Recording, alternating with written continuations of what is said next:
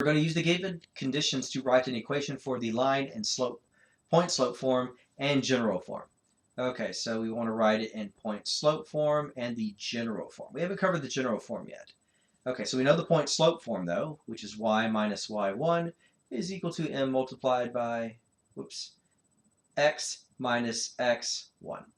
Now the general form, all right, so we say it's going to be ax plus by. Okay, so at this point we want to write a point slope form and then write in general form. So to first come up with a linear equation, we did a point and a slope. So they gave us a point, which point 1, that would make this x1 and y1. And they say it's parallel to this right here, which means that whatever the slope of this equation is, it's equivalent to that. So we can find that by solving for y. Okay, so I'm going to move everything but the y, or this negative 7y right here. I'm going to move everything except that. I'm going to move it over to the right side. So I'm going to, this positive 6x, I'm going to get it over onto the right side by subtracting 6x, and whatever I do to one side, I do to the other. And this subtraction of 9, I'm going to undo that by adding 9. Whatever I do to one side, I do to the other. These cancel out. That leaves me negative 7y is equal to negative 6x plus 9.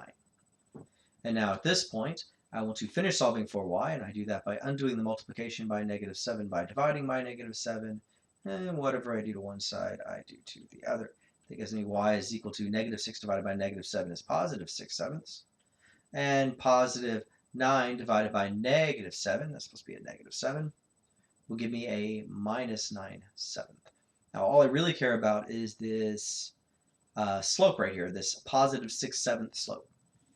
Okay, so now we have a slope and we have a point. So we plug it in. So we say y minus y1, which in this case is a 4, equals m, which in this case is 6/7, multiplied by x minus x1, which is negative 4. That gives me y minus 4 equals 6/7, multiplied by x minus negative 4 is the same as plus 4. Next, we want to distribute the 6/7, but before we do that, let's multiply everything by 7 to get rid of that fraction. That'll make the math a little easier. So 7 times y, 7y, 7 times negative 4, negative 28. 7 times 6/7 will give me a 6, x plus 4. All right, then we distribute 6 times x, 6x, 6 times 4, 24, 7y minus 28. Next, we get the y by itself, the 7y by itself, by undoing the subtraction of 28 by adding 28. And whatever we do to one side, we do to the other. Cancel, cancel. That leaves me 7y is equal to 6x. 24 plus 28 is 52. And there we go. And that is a 7y is equal to 6x plus 52. At this point, we are going to finish solving for y by undoing the multiplication of y by 7 by dividing by 7. And whatever we do to one side, we do to the other, giving me y is equal to, 6x over 7. And what I did here is I made it in the slope-intercept form, which is fine. It's just not what they wanted, right? So let's go back to, we'll go back to when we got rid of the, we'll go back to this step right here. Okay. So let's say we go back there. We have 7y minus 28 equals 6x plus 24. Now what we want is we want the x's and the y's on the left side. Now, just to quickly explain this, a is positive, and there's no fractions. Okay. There's a little bit more to it than that, but that's the basics right now. Okay. So I need to say minus 6x plus 28 plus 28. Cancel, cancel. We end up with negative 6x plus 7y equals 54. Now, I don't want this x to be negative. I don't want the coefficient to be negative, the coefficient of your x. So I'm going to flip all the signs, and that gives me positive 6x minus 7y equals negative 54. Or you just multiply or divide the entire equation by a negative 1. And that is in standard form. That's in standard form. Right there.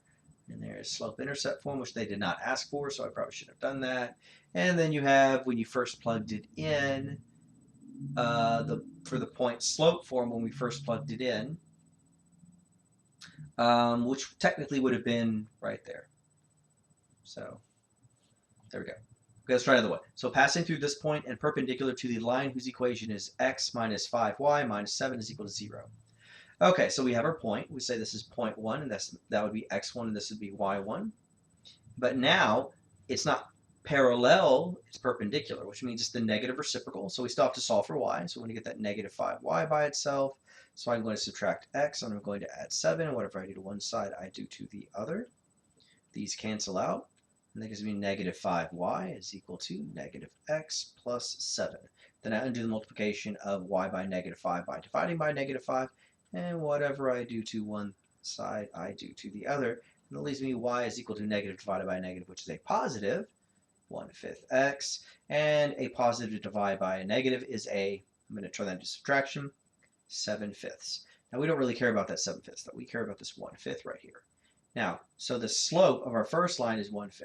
But that's not equivalent to the other slope. It's the negative reciprocal. So we're going to take the 1/5. We're going to flip it into a 5. But we want the negative reciprocal, so it turns into a negative 5. Okay? So, for instance, we could label that m2 is equal to negative 5. Okay, so now we plug it in. So we have y minus y1 is equal to m multiplied by x minus x1. We plug it in there to get our linear equation. So I say y minus y1, which is a 4, equals a negative 5 multiplied by x minus x1, which in this case is a negative 4.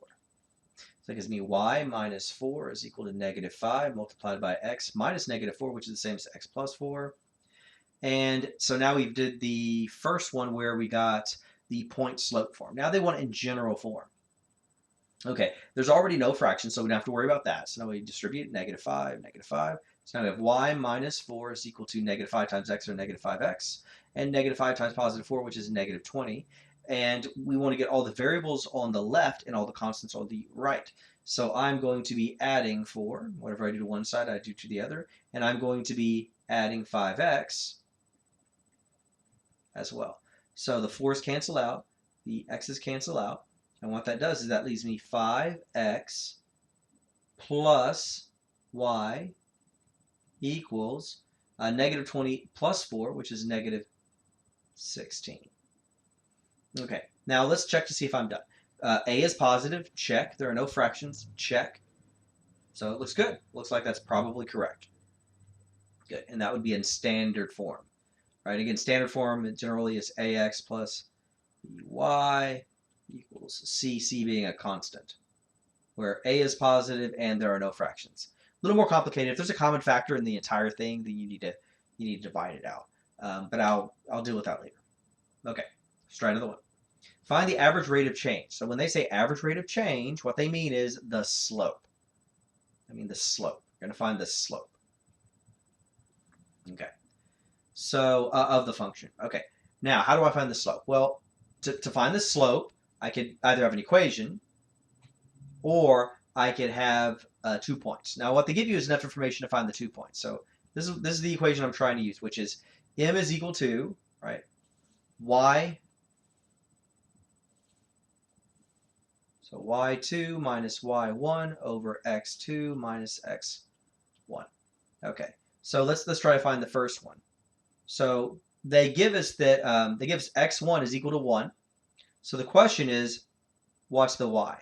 And we find that, right? So we say, well, f of 1 is equal to 1 squared plus 6 times 1. 1 squared is 1. 6 times 1 is 6. And 1 plus 6 is 7. So we have a 7 there. So we got our first point. This would be point 1. That's x1. And now we found our y1. Well, what about point 2? Well, point 2, they already gave us the x2 value of 4, but now we don't know the y. Well, how do we find the y? Well, we say the function, we plug it in, right? So if I plug in the 4, so I'm going to say 4 squared plus 6 times 4. So 4 squared is 16, and 6 times 4 is 24, and 16 plus 24 is 40. Whoops, 4t. So what we would end up with is we would end up with a 40 here. Okay, and that means this would be x2 and this would be y2. Okay, so we find x1 to find y1. We use x2 to find y2. That's basically how this works. Okay, now we plug it in. So we say m is equal to y2. y2 is 40 minus y1. y1 is 7 over x2, which is 4, minus x1, which is 1. Okay, so what we end up with is 33. 40 minus 7 is 33. 4 minus 1 is 3, and 33 divided by 3 is 11. So we end up with a slope of 11. So that is the average rate of change of the first ones. What about the second one? Same kind of thing, right? We're going to use the formula of m is equal to y2 minus y1 over x2 minus x1. But we need to find it, right? So we know that the first point, point 1, is going to be x1. x1 in this case is 16. They gave it to you. And the square root of 16, and I'll actually write it out. So we'll say f of 16 is equal to the square root of 16, which is equal to 4. That gives me a 4. And that means x1 and y1 goes there. So now we say point 2. I know that x2 is equal to 144. And now we need to find the y value. So I plug it in. So I say, well, what about f of 144, which is the square root of 144, which gives me a 12. So I put a 12 there. And that means this is x2 and this is y2. Okay, so we got everything we need to plug into this the slope formula. So y2 looks like it is 12. y1 looks like it is a 4. We say x2 looks like it's 144. And we would say x1 equals 16. 12 minus 4 is 8. 144 minus 16 is 128. Then we see if we can reduce this. It looks like I can divide both these by 8. So I divide that by 8 and that by 8, which is the greatest common factor of an 8 and 128. That give me 1 over, and we divide that by 8, and it looks like that's going to be a 16. So it looks like I got a 1/16. I'll put an m there. So the slope of that is 1/16, just like the slope of the other one was 11.